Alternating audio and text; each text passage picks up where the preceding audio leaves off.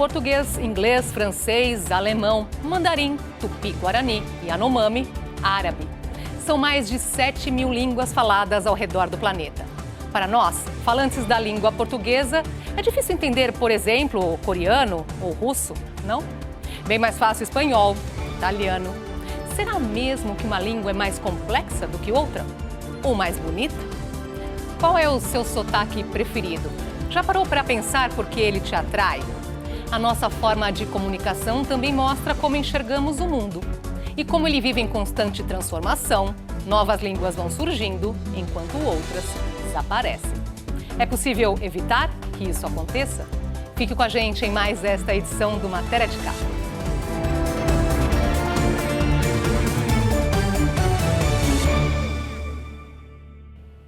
Nós brasileiros que falamos português costumamos pensar: o japonês é bem complicado, o espanhol é mais fácil. Mas um estudo mostra que não há língua mais ou menos difícil do que as outras. O estudo foi coordenado pelo professor Christian Bentz, do Departamento de Linguística Geral da Universidade de Tübingen, na Alemanha. O trabalho verificou análises feitas por vários linguistas a partir de um conjunto de 80 idiomas, entre eles uma língua indígena falada no Amazonas, o Apurinã. Os pesquisadores observaram duas características principais: a morfologia, como por exemplo o diminutivo das palavras, casinha, carrinho, docinho, e a sintaxe, que é a estrutura da frase, em português, a ordem, sujeito, verbo e objeto. Ele comprou um lanche. A comparação entre as línguas levou à conclusão de que não é possível afirmar que uma é de fato mais complexa do que a outra, pois há compensações. Se uma é mais complicada em um aspecto, é mais fácil em outro. Veja este exemplo. Worked pode significar eu trabalhei ou eles trabalharam. Uma única palavra em inglês pode ter mais de um significado na nossa língua. A conjugação, tanto em latim como em português, é mais complexa. Por outro lado, quando o assunto é sintaxe, o inglês ganha na complicação. Note a separação que há nesta frase entre o possuidor e o objeto possuído. The company's self-driven research strategy. Em português, a estratégia autodirecionada de pesquisa da empresa. Há 3 palavras de distância entre company, o possuidor, e strategy, a coisa possuída. Já em latim, o possuidor e a coisa possuída costumam ficar colados, como em regnum celorum. Isso faz com que a complexidade entre as línguas fique empatada.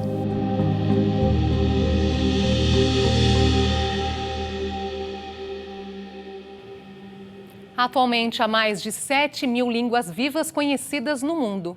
Como elas nascem?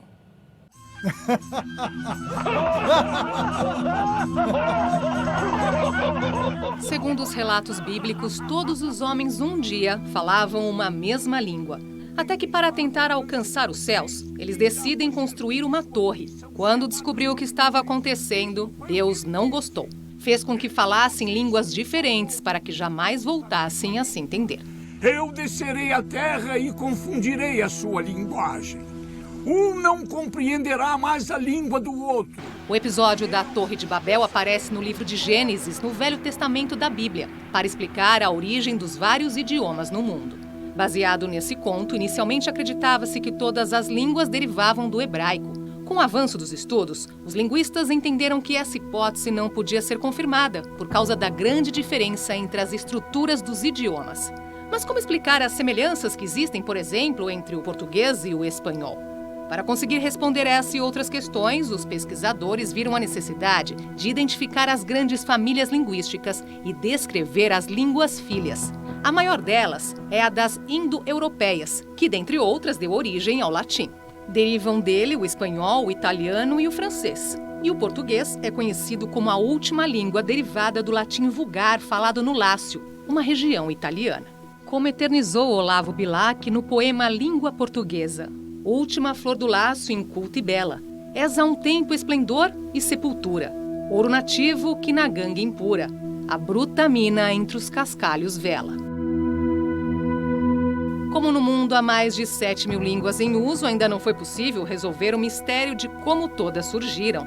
Mas já existe a hipótese de existir uma língua-mãe batizada de proto-indo-europeu. Segundo estudos recentes, ela foi falada há cerca de 6.000 anos na Ásia, mas outros pesquisadores defendem a teoria de que ela teria sido usada na Turquia milhares de anos antes. Em 1868, o linguista alemão August Schleicher reconstruiu um vocabulário da língua proto-indo-europeia e escreveu uma fábula no idioma chamada A Ovelha e os Cavalos. Em 2013, o linguista Andrew Bird, da Universidade de Kentucky, nos Estados Unidos, leu o conto, simulando o que seriam os sons dessa língua. Segundo a fábula, uma ovelha que não tinha lã viu cavalos. Eles puxavam cargas pesadas e carregavam um homem. A ovelha disse aos cavalos: "Meu coração dói de ver um homem controlando cavalos." Os cavalos disseram: "Nossos corações doem quando vemos um homem com uma roupa quente e a ovelha sem lã." Escutando isso, a ovelha fugiu pela planície.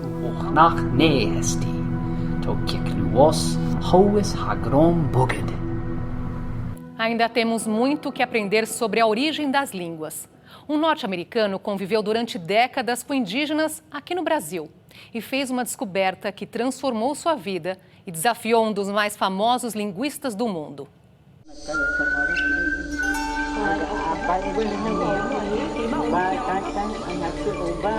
Quando chegou à terra indígena Pirahã, nos anos 1970, na Amazônia brasileira, o então missionário Daniel Everett queria levar a palavra de Deus, traduzindo a Bíblia para a língua daquele povo. Em 30 anos de trabalho, não conseguiu converter nenhum habitante da aldeia. Acabou convertido. I've gone from a very fervent believer to an atheist.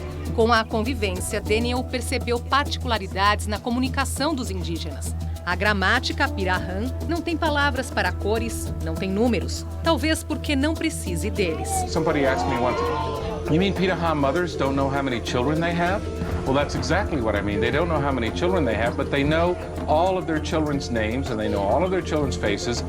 They don't need to know how many children they have to know who their children are and how they feel about them. No entanto, eles dominavam detalhes de seu mundo como ninguém. Todos sabem o nome de cada espécie da flora e da fauna ao redor. No dia a dia, Daniel Everett fez outra importante descoberta. Os Pirahã vivem inteiramente no presente. Em sua fala, não há passado ou futuro.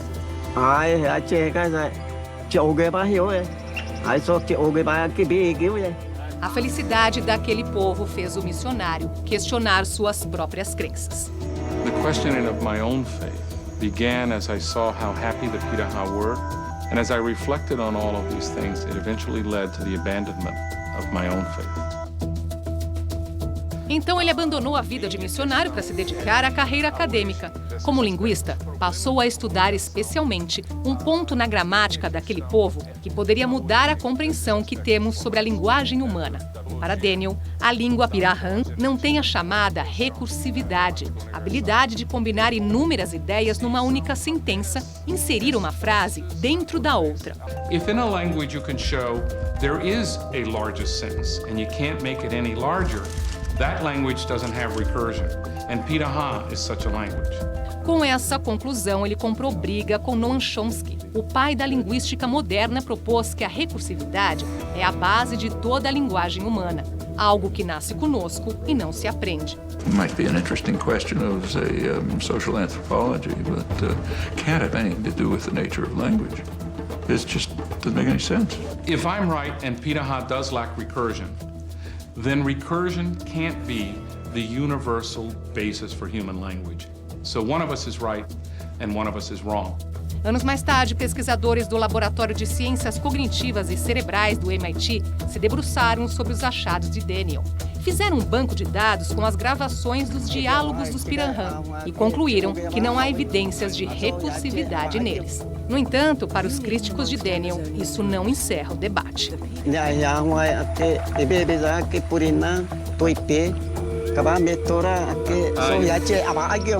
Essa descoberta, ela abalou uma teoria que tinha muito prestígio até então, que é a teoria da gramática universal, do Chomsky. De um lado, o Daniel Everett deu uma contribuição muito grande ao fazer essa descoberta, ao colocar esse problema, porque obriga os linguistas a repensarem as suas teorias, Mas a gente ainda não tem uma nova teoria que diga de maneira definitiva isso é assim ou isso não é assim.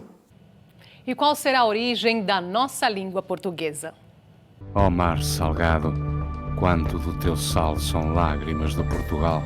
O português nasce principalmente do latim, mas não do latim clássico usado pelas pessoas cultas de Roma. Ele deriva do latim vulgar falado pelo restante da população, que não dominava a escrita, principalmente os soldados romanos responsáveis pela expansão do Império na Península Ibérica por volta do ano 218 a.C.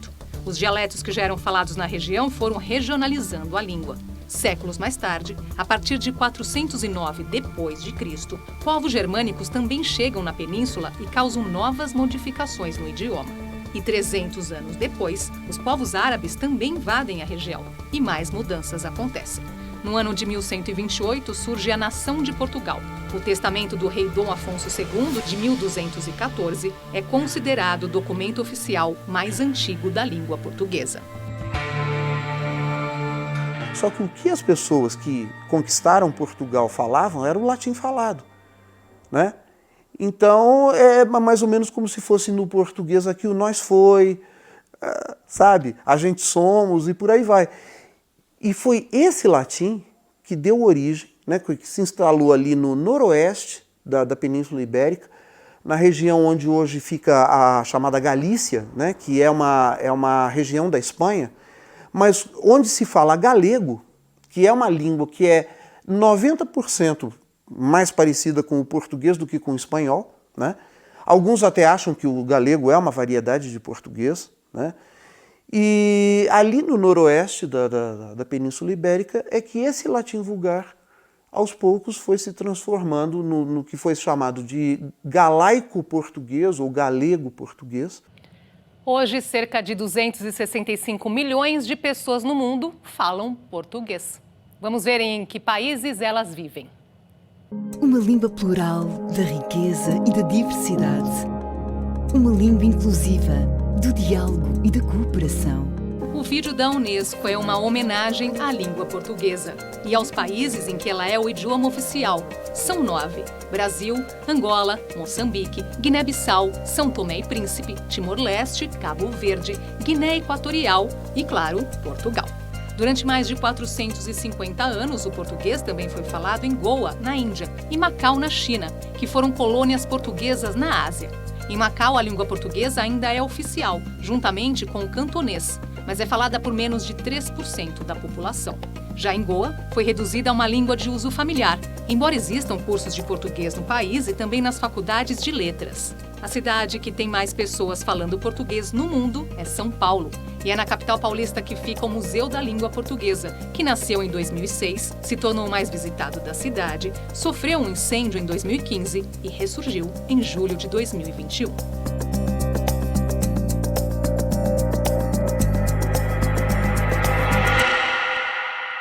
A língua vai mudando, só que ela vai mudando de maneira diferente em cada região.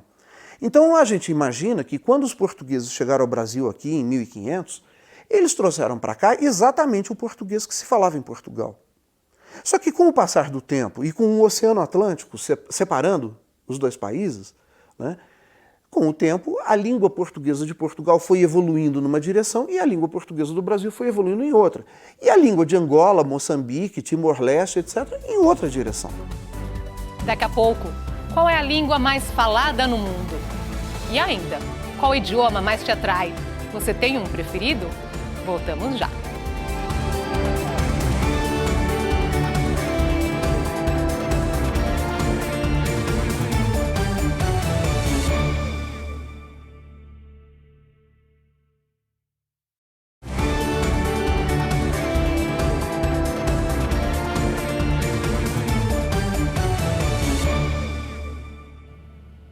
Entre os 7.000 idiomas existentes, qual é o mais falado no mundo? Algum palpite?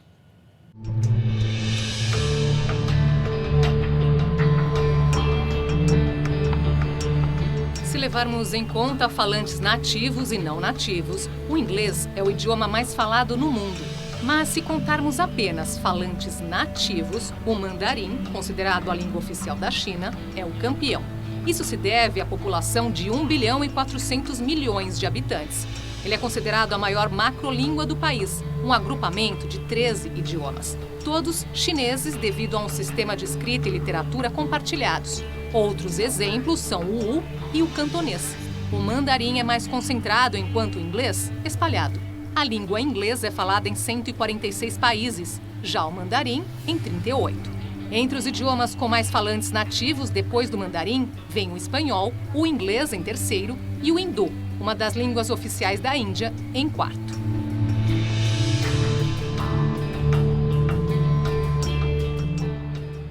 Aqui no Brasil, o português é a língua oficial e a mais falada, mas não a única.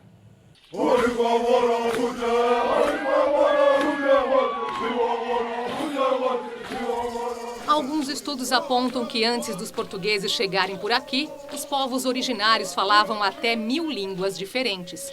Hoje são cerca de 154 línguas indígenas no Brasil e 2 oficiais, o português e a Libras.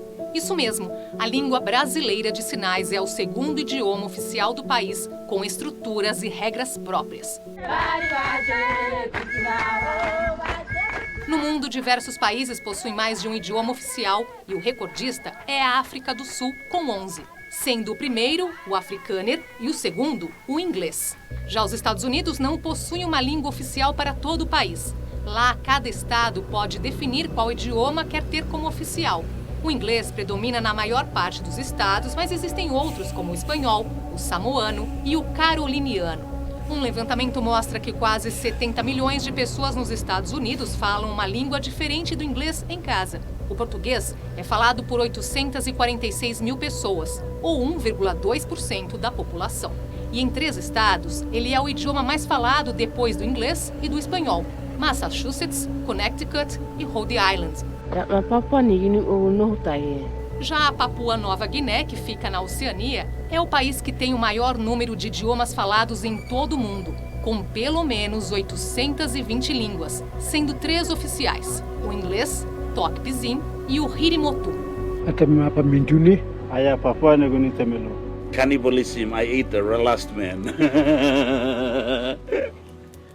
Por que gostamos mais de um idioma que de outro? O que tem em um determinado sotaque que nos atrai?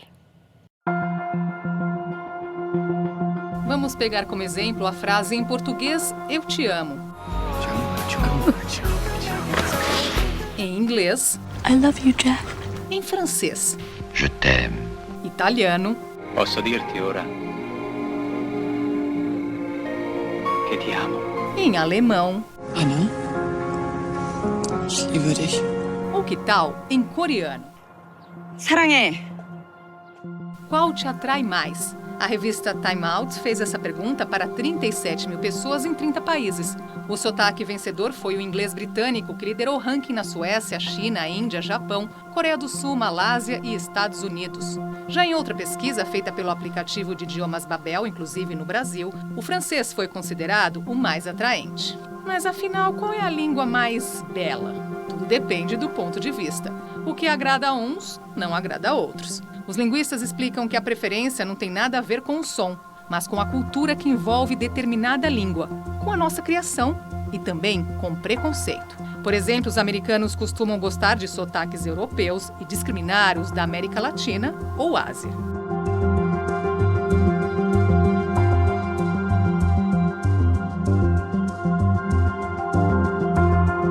O prestígio das línguas decorre do prestígio das sociedades que as praticam. Sociedades tecnologicamente e culturalmente avançadas atraem mais a nossa atenção do que aquelas sem esses atributos. Algumas línguas têm uma sonoridade mais agradável, são mais vocálicas, outras são, digamos assim, são mais estridentes, são mais consonantais, né? Tem alguns encontros consonantais muito barulhentos e tal. Então, a gente até pode compreender que existem alguns fatores fonéticos que podem favorecer uma determinada língua. Algumas pessoas podem dizer, o italiano é uma língua muito bonita, né? O japonês é muito ruidoso, o mandarim é muito feio, tal. É uma questão de gosto. Daqui a pouco, você já ouviu falar em Klingon? Sindarin, Esperanto? Vamos te mostrar já já. E ainda quais línguas correm o risco de desaparecer. Não saia daí.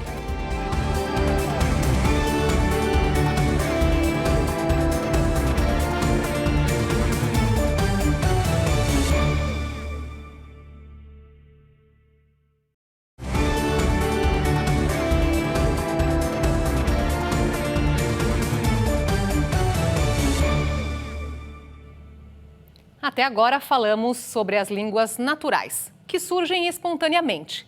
Mas existem também as artificiais, inventadas para atender um objetivo específico.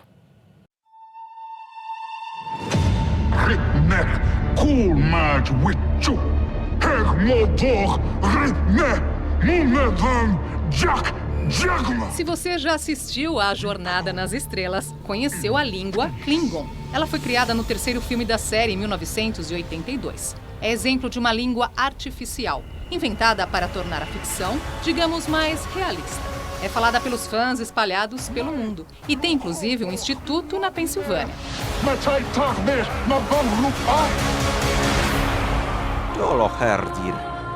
O mesmo aconteceu no universo do Senhor dos Anéis. O Sindarin é um dos idiomas falados pelos elfos. Ou ainda na língua alienígena do filme Avatar, a Na'vi.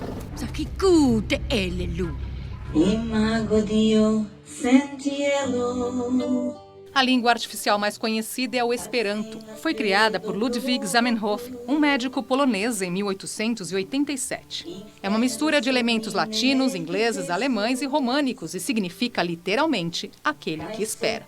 Surgiu com a intenção de se tornar uma linguagem universal. Um dos lemas do movimento é: para cada povo, sua língua, e para todos os povos, o Esperanto. Hoje é falada por aproximadamente 2 milhões de pessoas em todo o mundo.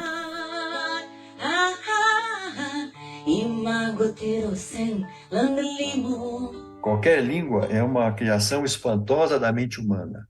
Se aquela cultura, se aquele povo atingiu grande desenvolvimento tecnológico e cultural, tudo bem. Se não, amém, porque a língua continua a ser um fato concreto.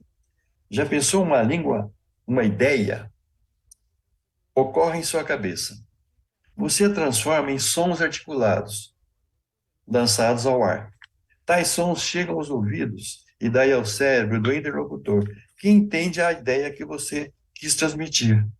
Ora, o que tem uma ideia a ver com sons articulados pela boca? Nada. E, ao mesmo tempo, tudo. A linguística cognitiva vem investigando essas questões. Afinal, como é que a mente humana produziu tantas línguas no mundo? Enquanto surgem novas línguas, outras estão ameaçadas de extinção. O que perdemos quando uma delas morre? O Lazuri é uma das línguas da Turquia ameaçadas de extinção. Nesta música, eternizada pelo cantor Kazım Koyuncu, um defensor da preservação do idioma. Segundo a Unesco, metade das línguas faladas em todo o mundo pode desaparecer até o fim deste século, uma a cada 2 semanas. Isso porque existe uma pressão das culturas dominantes, principalmente nos pequenos povoados. As línguas se perdem quando a transmissão entre gerações é interrompida. Algumas estatísticas apontam que 78% da população mundial pratica uma das 85 línguas mais faladas no mundo. Já os 3.500 idiomas menos falados estão distribuídos em pouco mais de 8 milhões de pessoas. Quando eles desaparecem junto toda a cultura de uma população. Nesse sentido, manter uma língua viva é uma questão de sobrevivência. De acordo com a Unesco, o Brasil é o terceiro país do mundo com o maior número de línguas ameaçadas de extinção. A Índia lidera o ranking com 196 línguas ameaçadas, seguida pelos Estados Unidos, Brasil, Indonésia, México e China. Mas há como evitar que isso aconteça. Em uma pequena vila em Belize, na América Central, um movimento tenta salvar a língua garífuna. O povo usa a música e a dança para inspirar os jovens a aprenderem o idioma e valorizarem suas raízes. Os turistas são convidados a participar e apoiar essa importante causa.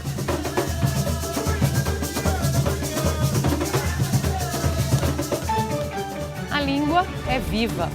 Ela nasce, evolui, sofre inúmeras transformações ao longo do tempo e pode até desaparecer ou virar uma nova forma de comunicação.